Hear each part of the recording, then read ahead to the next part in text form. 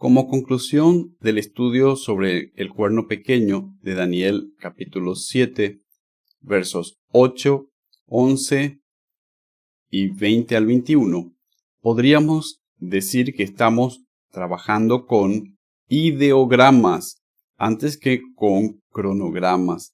Los ideogramas sirven para transmitir ideas o conceptos de forma directa, independientemente del idioma o la pronunciación. Al utilizar ideogramas, una bestia representa un reino, un cuerno representa un rey, una cabeza es símbolo de la autoridad o poder sobre el cuerpo. En este caso, el cuerpo de la bestia. Una mujer representa una ciudad, una roca representa, por ejemplo, al Mesías. El mar representa, por ejemplo, multitudes, muchedumbres, naciones, pueblos y lenguas. Si bien hay una historia que es contada en Daniel capítulo 7, en la que identificamos eventos y periodos de tiempo, lo más importante es comprender la idea del relato. El texto de Daniel no solo relata eventos históricos, sino que comunica verdades espirituales y teológicas. Vemos la descripción de 4 imperios y la relación de estos imperios con el pueblo de Israel. Particularmente importante es la interpretación de la cuarta bestia o imperio en relación con Israel, ya que corresponde al período de tiempo que abarca la primera venida de Yeshua. La imagen de la cuarta bestia es la más difícil de interpretar, ya que en ella se presenta una velada mezcla o alianza de 2 naciones o pueblos, Roma e Israel, de una manera no vista en los imperios anteriores. Como ejemplo, podemos leer este verso que se encuentra en Hechos capítulo 7, verso 27, porque verdaderamente se unieron en esta ciudad contra tu santo hijo Yeshua, a quien ungiste, Herodes y Poncio Pilato, con los gentiles y el pueblo de Israel. Verdaderamente se unieron Herodes y Poncio Pilato. Aquí vemos entonces esta unión que relatamos como siendo una misma bestia. Daniel 7:19 nos dice: entonces tuve deseo de saber la verdad acerca de la cuarta bestia, que era tan diferente de todas las otras. Aquí se está refiriendo a Roma, diferente a las naciones anteriores que gobernaron sobre Israel o sobre el pueblo que compone esta nación. El versículo continúa y dice: asimismo acerca de los 10 cuernos que tenía en su cabeza y del otro que le había salido, delante del cual habían caído 3. Y este mismo cuerno tenía ojos y boca que hablaba grandes cosas y parecía más grande que sus compañeros. Daniel 7:20. Aquí se refiere a Israel, descrito en parte en tiempo pasado. Lo vemos en el ideograma utilizado, las 10 tribus, que son las que dan el nombre a esta nación, y descrito en parte en tiempo futuro, dado que describe la destrucción o caída de las 3 tribus restantes que caen o que son arrancadas por Roma durante el reinado del cuerno pequeño, lo que representa la pérdida de autonomía política y religiosa bajo los herodianos, bajo la dinastía de Herodes, y la posterior destrucción de Jerusalén en el año 70 después del Mesías por Tito Flavio Vespasiano.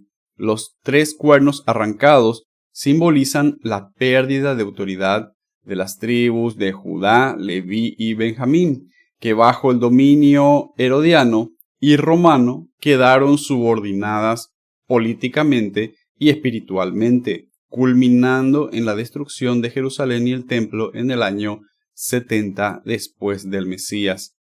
Una de las cabezas del dragón, representada por Roma en la imagen general de la bestia de Apocalipsis, donde vemos un dragón con 7 cabezas, es la que se ha convertido en cabeza de Israel y le da su autoridad, permite que se gobierne.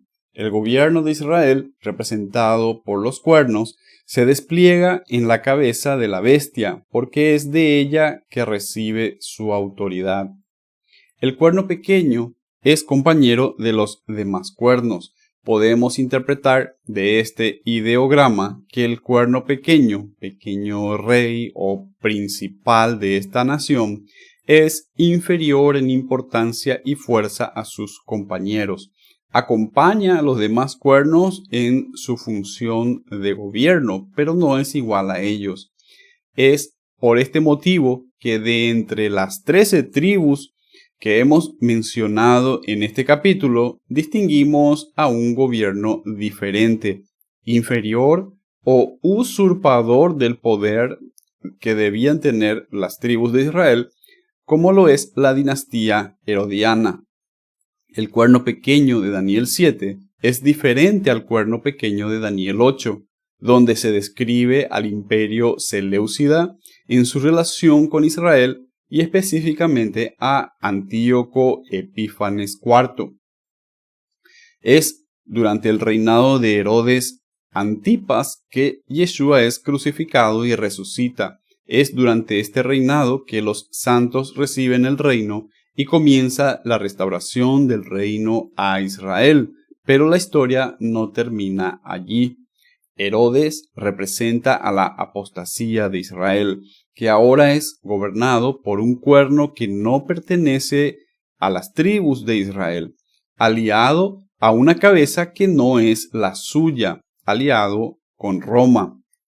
Posteriormente tendremos una imagen más detallada de esta nación, alejada de su creador, en el capítulo 13 de Apocalipsis. Juan describe a Israel como una bestia que sube del mar de las naciones, donde también se la describe persiguiendo a los santos. La enemistad, en parte, de esta nación con Dios y con los santos, que es el remanente de Israel, se da durante toda su historia, desde la salida de Egipto hasta la segunda venida de Yeshua, cuando Él viene a separar las ovejas de los cabritos. Proponemos, además, que la frase tiempo, tiempos y la mitad de un tiempo, así como los 1260 días y los 42 meses, simbolizan un periodo prolongado de apostasía y juicio, de la misma manera que los 3 días y medio en los que los 2 testigos permanecen aparentemente vencidos.